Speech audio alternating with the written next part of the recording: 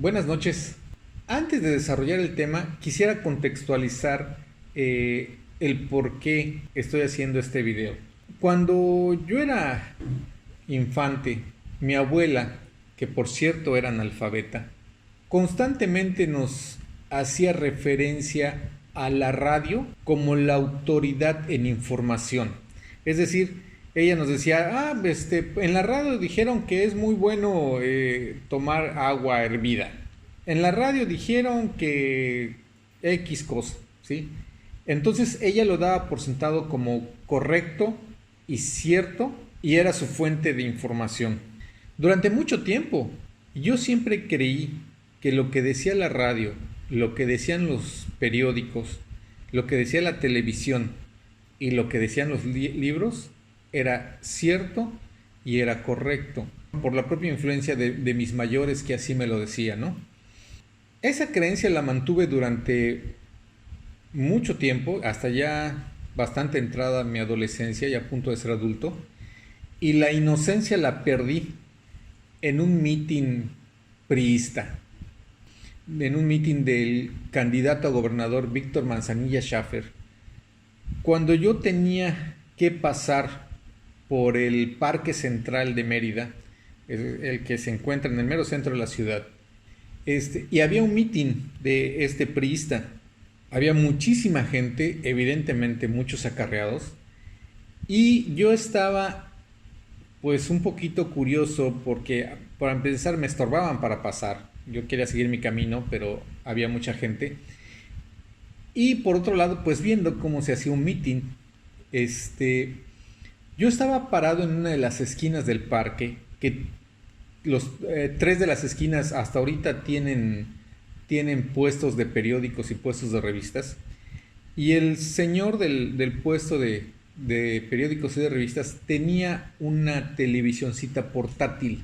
Casualmente o adrede estaba él sintonizando la transmisión por televisión, por Televisa, del mismo meeting, ¿sí? Entonces yo tenía en vivo el meeting y por televisión lo que estaban transmitiendo del meeting.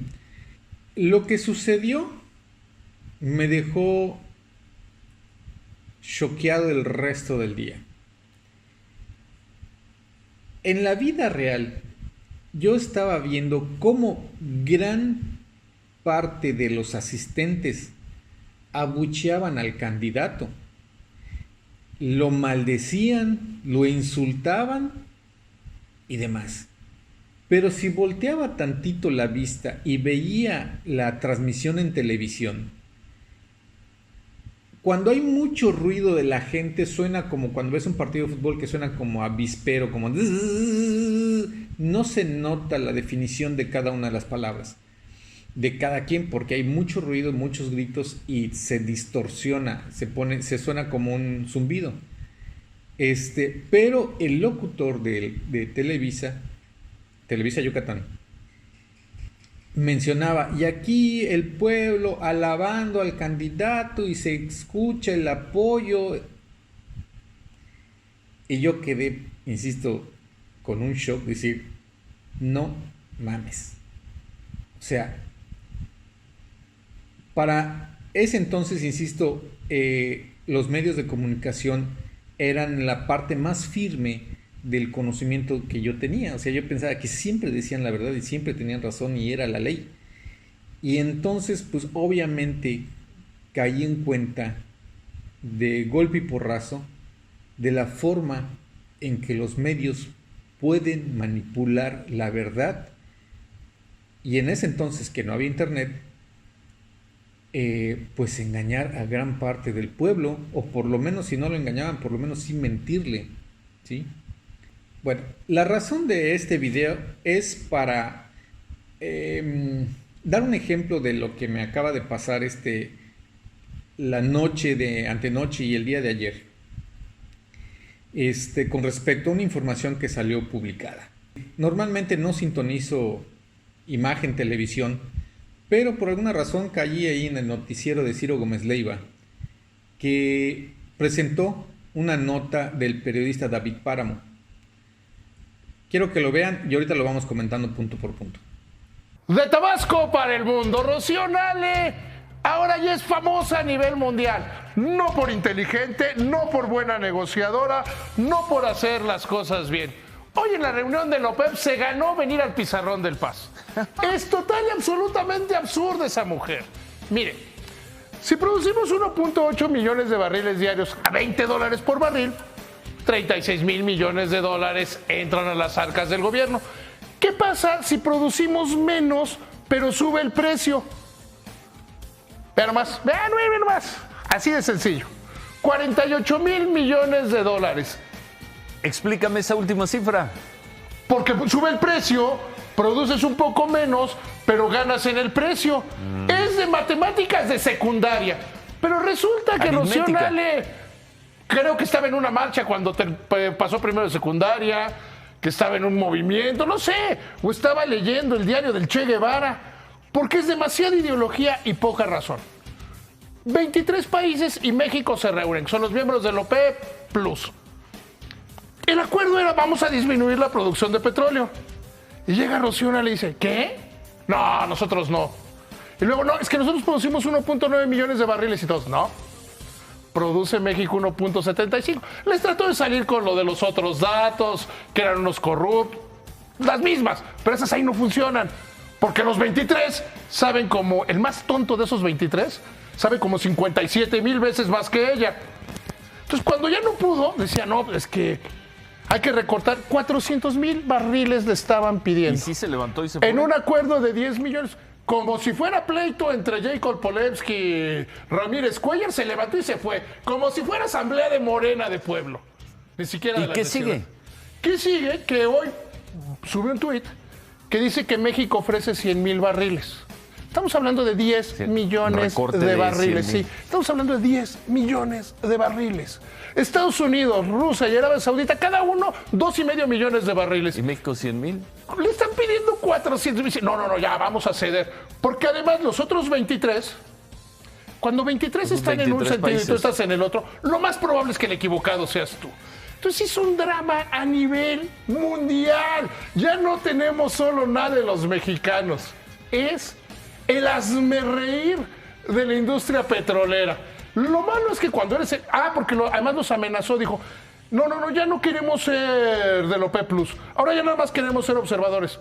Señora, usted vino y se sentó aquí como parte del OPEP Plus, no se puede cambiar. Un desastre, un sainete, dirían algunos, un cabaret.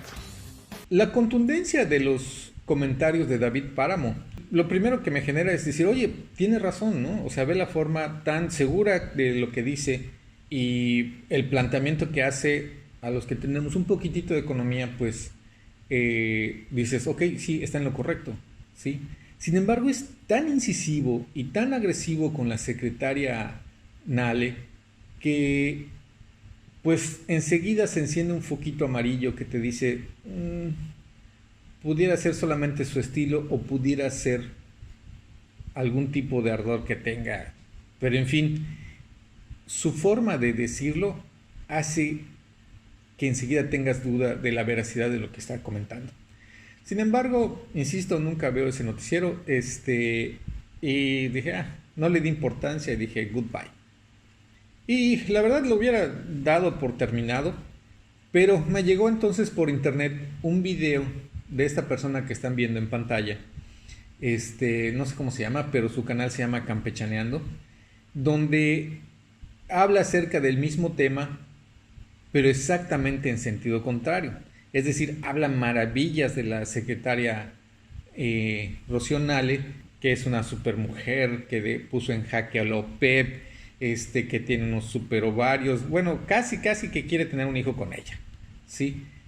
Es decir, exactamente lo que Pedro Páramo, pero en sentido contrario. Y ahora sí me surgió curiosidad por saber quién de los dos tiene la razón, y decidí hacer una pequeña revisión para ver cuál de los dos estaría hablando. Por otra cosa, de Campechaneando solamente habla maravillas, pero no da una explicación precisa de por qué está de acuerdo con él.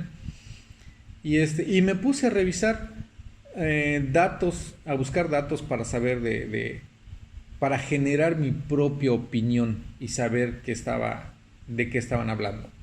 Lo primero que hice es revisar la página, la fanpage de esta persona que tiene Campechaneando. La que revisé es de donde se origina el video que vi, y es una página de Facebook.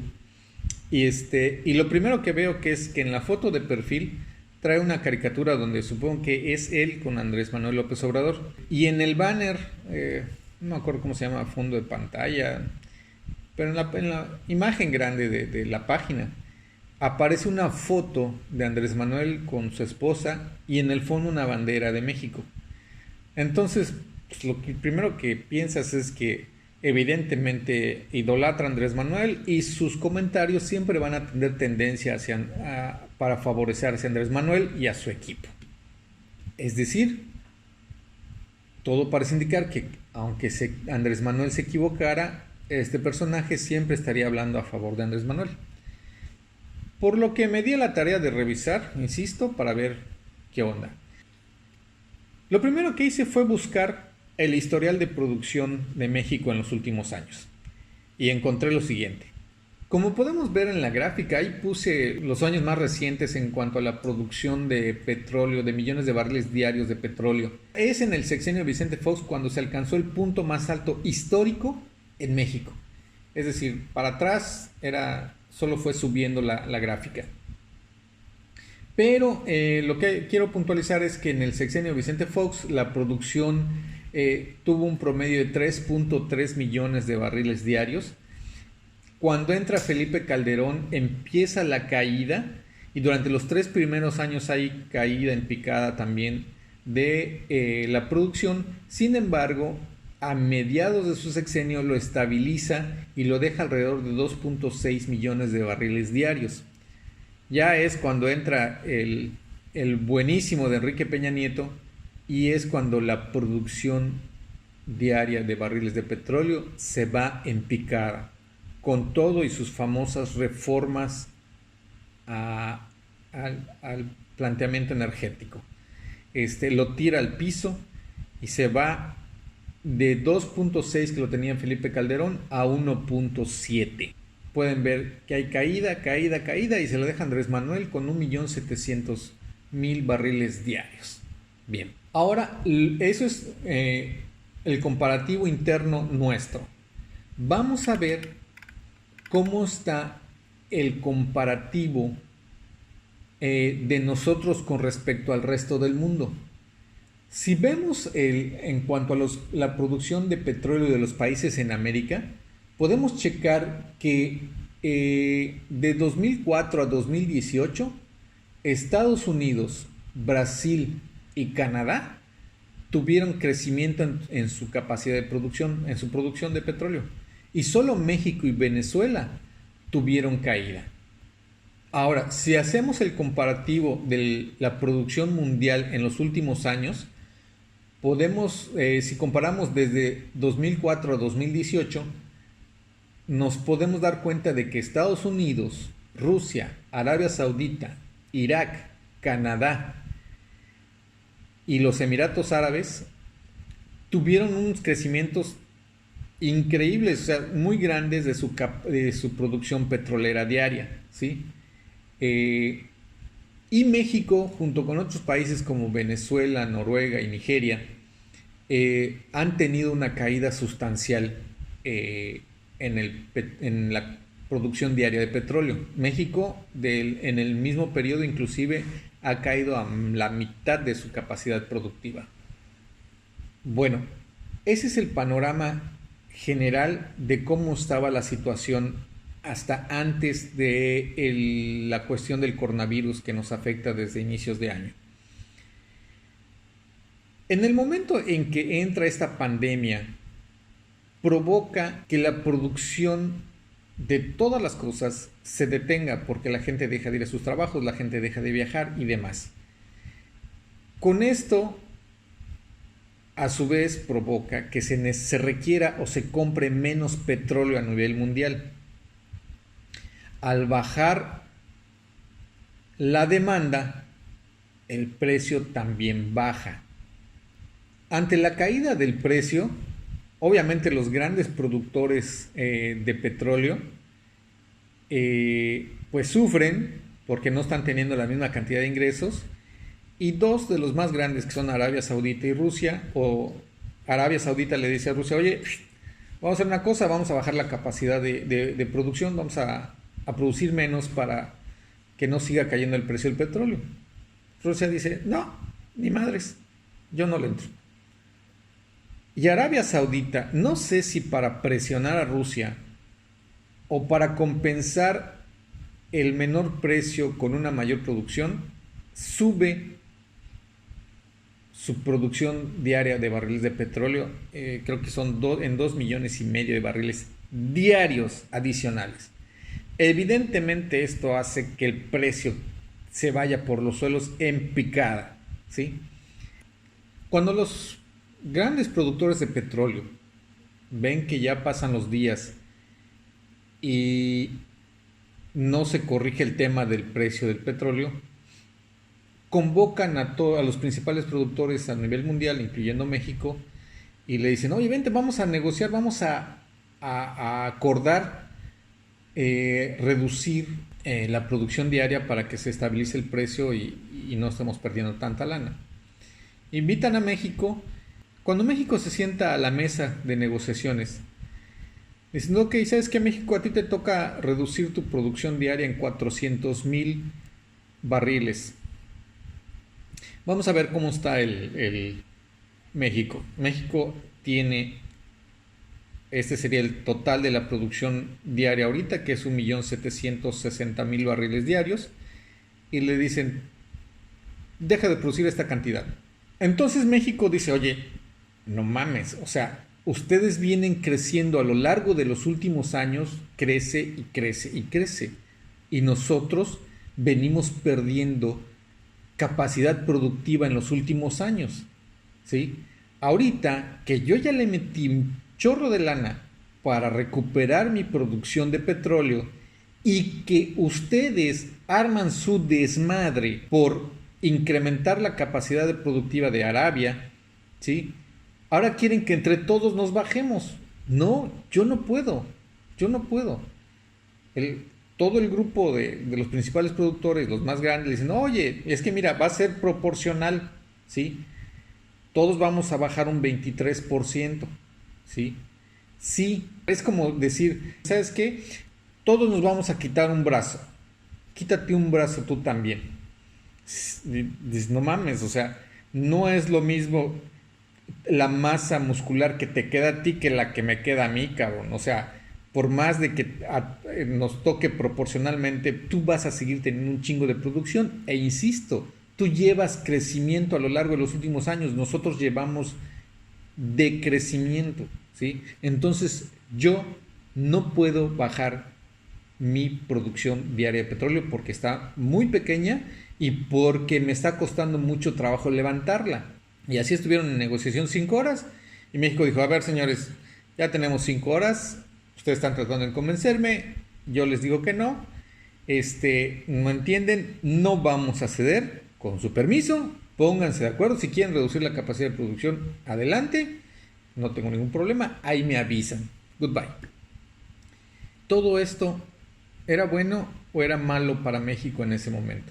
Según David Páramo, era una estupidez, porque según sus cuentas, si se bajaba la producción diaria iba a subir el precio y íbamos a tener más ganancias por cuestión de que iba a subir el precio, ¿sí? Según el cuate campechaneando, no lo explicó, pero que estaba bien, nada más. Entonces, en ese momento de la negociación, ¿era bueno o era malo? Yo creo que en ese momento era riesgoso. Si México no cedía y por no ceder se caía la negociación y la comunidad productora de petróleo no bajaba su producción diaria, México iba a sufrir mucho por estar vendiendo petróleo prácticamente al costo de su producción. Pero, dadas las circunstancias y sabiendo que los grandes productores estaban sufriendo todavía más que México, era de esperarse que aunque México dijera que no, ellos a huevito tenían que bajar su producción. Y es la carta que yo creo que se jugó México, ¿sí? Es decir, yo no me bajo, me mantengo en mi capacidad productiva y yo sé que de todas maneras tú sí le tienes que bajar, porque a final de cuentas tú fuiste el que lo subiste y ahorita a ti te está doliendo más. En el transcurso de la negociación, el grupo de productores de petróleo le dijo a México, ok, que no sean 400,000, que sean 350,000. Aún así, la secretaria Rocío Nale dijo, ni más palomero, yo me mantengo con mi capacidad de producción. Con eso México se la jugó. ¿Y qué pasó? El mismo día, en la noche, Estados Unidos, el principal productor de petróleo a nivel mundial, que produce 12 millones y medio de barriles diarios de petróleo, dijo, está bien, de los 350,000 que terminaron pidiéndote, yo doy 250,000 adicionales y tú pon 100,000. Y ya Andrés Manuel dijo, pues órale, va, para que veas que no soy tan culero. Y México cedió con una disminución de 100,000 barriles diarios de petróleo. Dada esta revisión que hice para mí mismo, pues saco mis conclusiones. Y en este caso, que tiene que ver con lo relacionado con los medios de comunicación, pues yo concluyo, o yo creo que David Páramo es un periodista manipulador malo. Y no me refiero a malo de malvado, sino a malo de mediocre. Vamos a revisar el video y vamos a desmenuzarlo para ver la forma en que quiere manipular a su audiencia. Si producimos 1.8 millones de barriles diarios a $20 por barril, 36,000 millones de dólares entran a las arcas del gobierno. ¿Qué pasa si producimos menos, pero sube el precio? Vean nomás, vean nomás. Así de sencillo. 48,000 millones de dólares. Explícame esa última cifra. Porque sube el precio, produces un poco menos, pero ganas en el precio. Lo primero que resalta en las cuentas de David Páramo es en la manipulación de las cantidades. Él redondea la producción y dice que estamos produciendo 1.8 millones de barriles diarios y dice, si lo bajamos a 1.6 da tal cantidad. Pero ahí estamos hablando de una reducción de 200,000 barriles diarios, cuando la OPEP estaba pidiendo 400,000. Es decir, su cuenta hubiera quedado bastante más chica si la hubiera hecho correctamente. Obviamente, él al ponerla en la segunda cifra, solamente una reducción de 200,000 pesos, pues queda un poquito más bonita que la que hubiera sido la que en realidad estaba pidiendo la OPEP. De Tabasco para el mundo, Rocío Nale ahora ya es famosa a nivel mundial. No por inteligente, no por buena negociadora, no por hacer las cosas bien. Hoy en la reunión de la OPEP se ganó venir al pizarrón del Paz. Es total y absolutamente absurda esa mujer. Ahora vamos a ver los números redondeados, así como lo planteaba Páramo, de cómo estamos, de cómo la sugerencia que él daba, ya con los números correctos, reduciendo los 400,000 barriles diarios, y lo que finalmente se consiguió. Bien, el tema está así. En números redondeados, nosotros producimos 1.800.000 barriles diarios a un precio que David Páramo puso de 20 pesos. Estaríamos hablando de un ingreso de 36 millones de dólares diarios.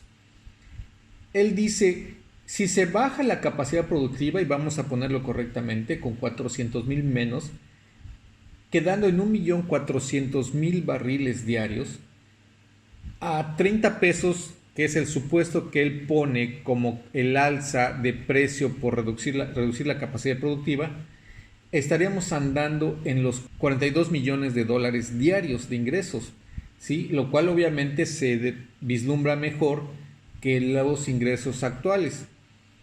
Pero, ¿cuánto fue lo que consiguió Rocío Nale? Rocío Nale consiguió que solo se bajaran 100,000 barriles diarios y se quedó la capacidad a números redondos en 1,700,000 barriles diarios. Al supuesto de David Páramo de $30 por el barril, el ingreso total que consiguió Nale es de $51 millones diarios. Lo que él califica como la tonta y absurda de Rocío Nale, ¿sí? Eso es lo que ella consiguió. Una vez que reviso y comparo las calificaciones de David Páramo hacia Nale, donde dice que es tonta y es absurda, y comparo a las de este tipo de Campechanean, donde dice que fue un genio, pues digo, realmente en los números reales, creo que la negociación fue correcta, ¿sí? Aunque este señor diga que no. Creo que estaba en una marcha cuando pasó primero de secundaria, que estaba en un movimiento, no sé, o estaba leyendo el diario del Che Guevara, porque es demasiada ideología y poca razón. En esta parte se supone que el señor está siendo sarcástico y se supone que su actuación es graciosa y va a hacer reír a los demás. Prefiero a Jorge Falcón que a él como analista financiero, honestamente. Y en esta sección vimos el segundo intento de manipulación, y es el siguiente. Él pone en su pantalla una imagen que supongo que es la de Rocío Nale, hablando por teléfono diciendo que me esperen 5 horas más. Aquí él está dando a entender que la señora hizo que la esperen sentada, o sea, que ella no estuvo presente, que ella estaba atendiendo el teléfono y diciendo, ahorita voy y ahorita los atiendo, que se esperen. Y no es cierto. Lo cierto es que tardaron 5 horas en la negociación, donde ella decía que no y los demás seguían pidiendo que sí. Ese fue el tiempo que le hicieron esperar, que a final de cuentas no se dio. No se dio en el sentido de que no hubo una cesión de lo que quería conseguir la comunidad productora de petróleo. Pero la imagen que él pone es como si que ella hubiera llegado tarde, ¿sí? Y no tiene nada que ver con eso. El acuerdo era vamos a disminuir la producción de petróleo. Y llega Rocío y le dice, ¿qué? No, nosotros no. Aquí viene el otro intento de manipulación. Él pone en su cuadro de atrás, intentó tirar el acuerdo de la OPEP. Él dice que ya habían acordado que iban a bajar la capacidad de producción de los países productores de petróleo. Y no. El objetivo de la reunión era acordar cuánto cada quien. Pero México no había dicho, oye señores, yo voy a bajar 400,000 barriles diarios de petróleo, y llegando a la negociación dijo, ¿saben qué? Siempre no. No fue así. A México, y creo que a Nale le queda claro y a los economistas, que el acuerdo se tenía que dar, pero teníamos que acordar que nosotros no íbamos a bajar nuestra capacidad de producción, ¿sí? Y eso de intentar tirar el acuerdo tendría que ser demasiado tonto para intentar que no haya un acuerdo en la baja de producción, nada más que no estemos nosotros implicados por las razones que ya se explicaron antes, ¿sí? Es decir, sí, vengo para que bajen su capacidad de producción, pero no me voy a comprometer a bajar la mía. A mí me conviene que ustedes bajen, ¿sí? Porque a final de cuentas ustedes fueron los que lo subieron, no nosotros. Y al final de cuentas ustedes llevan mayor crecimiento que nosotros en los últimos años. Pero no fue su intento de ella tirar el acuerdo, como dice este gordito. Cuando 23 están en un sentido y tú estás en el otro, lo más probable es que el equivocado seas tú. Cuando 23 están en un sentido y tú estás en el otro, lo más probable es que el equivocado seas tú. No porque los demás quieran presionarte para que hagas algo que no te conviene. No por eso quiere decir que tengan la razón. Es más, es muy probable que ellos hayan sabido que no tenían la razón, pero les convenía convencer a México en bajar su capacidad productora de petróleo. Entonces no es así de que los demás sí tenían la razón y ella no. Es de matemáticas de secundaria. Es de matemáticas de secundaria. Habrá que revisar a qué secundaria fue David Páramo, porque chequen la siguiente multiplicación. Él dice que si multiplicamos 1.8 millones de barriles por $20, da 36,000 millones de dólares. Realmente, si usted hace esa multiplicación, se va a dar cuenta que no da 36,000 millones de dólares, sino solamente 36 millones de dólares. Y exactamente igual, si multiplicas 1.6 millones de barriles por 30 dólares, no te da 48,000 millones de dólares, sino 48 millones de dólares. Entonces, ¿a qué secundaria fue? O sea, que le devuelvan su dinero porque lo estafaron. David pone en su pantalla de atrás: México contra el sentido común. Vamos a aplicar el sentido común usted y yo. ¿En quién confiaría? ¿En el presidente de la República, que ya está bastante curtido en cuanto a ataques a su forma de pensar y se mantiene, tenga la razón o no tenga la razón, se mantiene en sus dichos y aguanta vara, junto con su secretaria de Energía, que es un ingeniero químico con especialidad en petroquímica, que además tiene diplomados en viabilidad económica de los procesos energéticos, o en lo que dice David Páramo, que es periodista, o sea, su especialidad es la comunicación, pero que no sabe multiplicar y que además, pues buscando algo de información de él, vi los siguientes tweets que alguna vez publicó, como este, donde dice: dime a qué hora paso a tu casa. ¿Prefieres la reseña antes o después de que me tire a tu mamá y hermanas? Primer tweet, se ve que es una persona fina y decente. Y si ven ahí la foto de perfil que tenía cuando hizo este comentario por Twitter, pues se ve en el gimnasio, ahí levantando unas pesas. Pero también hay otro Twitter, por ahí dice: a mí la única que me levanta es tu mamá, pero el pito a mamadas. Otra vez demostrando su finura, su calidad de persona. O en este caso también en su foto de perfil, otra vez él en el gimnasio. ¿Qué me dice el sentido común? ¿En quién, después de revisar los números, de revisar las cifras y de revisar quién es quién, en quién confiarías? Para mí, por lo que veo y lo que he revisado, David Páramo es más aficionado al gimnasio, a las selfies y a los tacos que a los libros y a las matemáticas.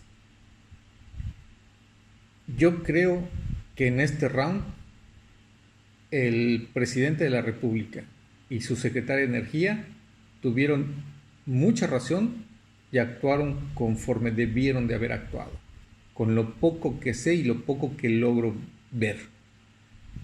El objetivo de este video no es otra cosa que hacer conciencia de que no todo lo que se dice en internet, ni en los medios de comunicación, ni en los libros, tiene que ser forzosamente correcto. O sea, tienes que tener tu propio criterio en base a los conocimientos que tengas, ¿sí? Pero no solamente dejarte influenciar por lo que los demás dicen.